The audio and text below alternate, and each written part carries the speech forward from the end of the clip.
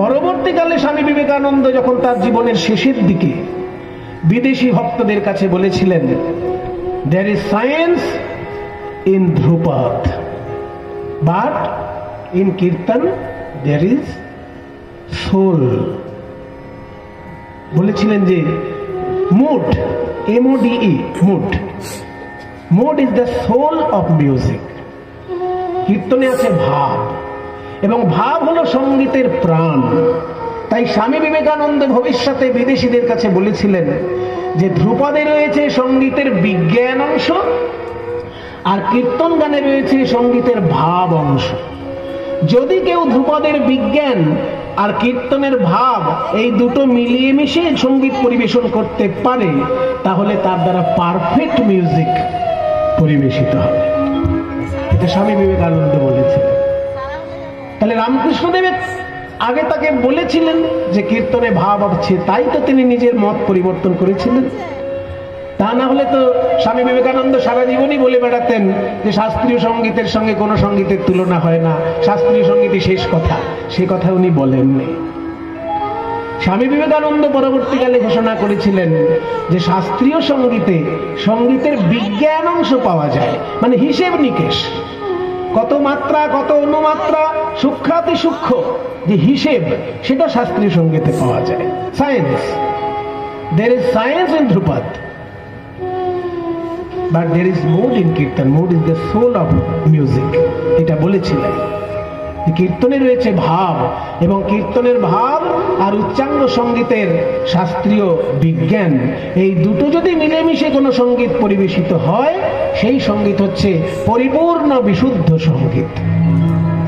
এটা স্বামী বিবেকানন্দ পরবর্তীকালে বলেছিলেন। তাই স্বামী বিবেকানন্দের সঙ্গে যখন রামকৃষ্ণদেবের প্রথম সাক্ষাৎ হয়, সেই গানটা আমি একটুখানি স্মরণ করে নিই, তারপর আমি আমার প্রসঙ্গে যাব। মন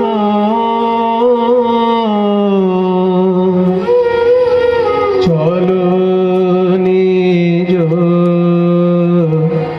নিকেতনে,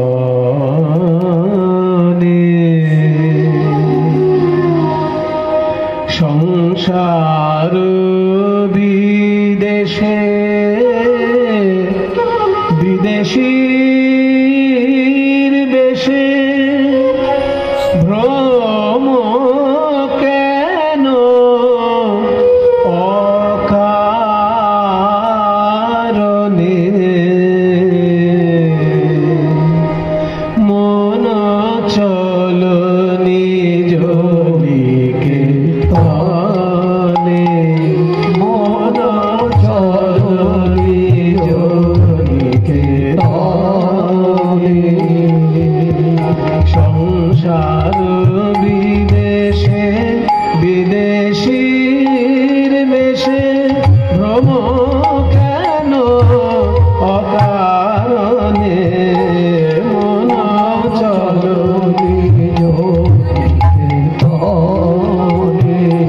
মন চলো নিজ নিকেতনে।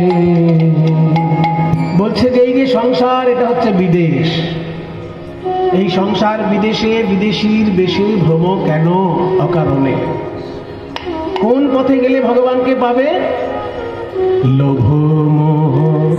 বলছে এই সৎসঙ্গই হচ্ছে তোমার এগিয়ে যাওয়ার প্রথম পথ। ভগবানের কাছে যেতে গেলে সবার আগে চাই সৎসঙ্গ। এই সৎসঙ্গ যদি আমরা ঠিকঠাক করতে না পারি, তাহলে আমরা ভগবানের কাছে এগিয়ে যেতে পারবো না। স্বামী বিবেকানন্দের যে বিখ্যাত কয়েকটি কথা আছে, সেই বিখ্যাত কথাগুলির মধ্যে একটি বিখ্যাত কথা হলো যে শ্রীমদ্ ভগবদ গীতার একটি শ্লোক যদি কেউ মন দিয়ে পাঠ করে, তাহলে তার পুরোপুরি শ্রীমদ্ ভগবদ গীতা পাঠ করা হয়ে যায়। সেই শ্লোকটি কোনটি? না ক্লৈব্যাং মাসমগম পার্থ নৈতা ত্বয়ি উপপদ্যতে।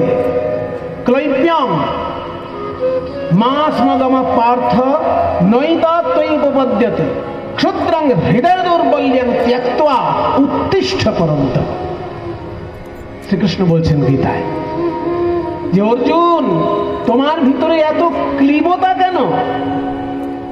এই ক্লীবতা তোমার মতন বীর পুরুষকে শোভা পায় না। এই ক্লীবতা তোমার মতন বীর পুরুষকে শোভা পায় না।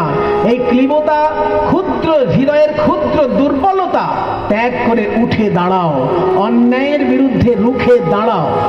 এইটাই হচ্ছে গীতার আসল উপদেশ।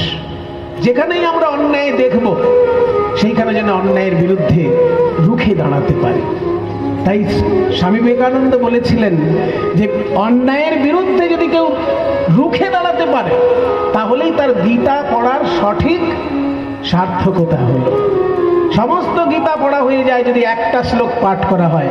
এইটা বলে এই শ্লোকের কথা বলেছেন স্বামী বিবেকানন্দ, যে ক্লৈব্যাং মাসমগম, ক্লীবতা যেন আমাদেরকে গ্রাস না করে।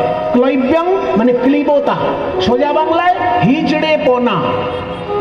হিজড়ে পোনা আমাদেরকে যেন গ্রাস না করে। ক্লৈব্যাং মানে কাপুরুষতা আমাদের যেন গ্রাস না করে।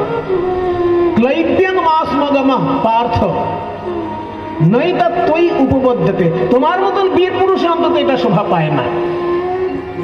ক্ষুদ্রাং হৃদয় দৌর্বল্যম, হৃদয়ের এই ক্ষুদ্র দুর্বলতা ত্যাগ করে উত্তিষ্ঠ, উঠে দাঁড়াও। পরন্তপ, পরকে মানে শত্রুকে যে তাপ দেবার ক্ষমতা আছে তোমার, পরন্তপ মানে শত্রুকে তাপ দেবার ক্ষমতা যার আছে সেই অর্জুন। শত্রুকে দমন করার ক্ষমতা তোমার আছে, তুমি উঠে দাঁড়াও।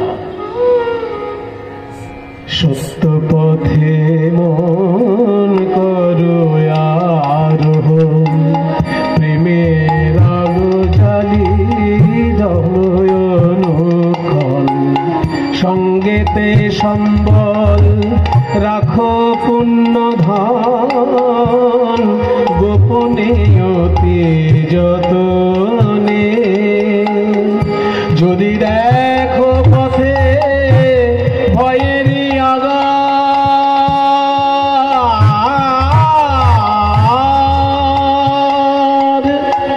যদি দেখো পথে ভয়েরই আগার, প্রাণপণে দিও দোহাই রাজার। যদি দেখো পথে ভয়েরই আগার, প্রাণপণে দিও দোহাই রাজার। সে পথে রাজার প্রবল প্রতাপ সমন ডরে, যার শাসনে মন চল নিজ নিকেতনে।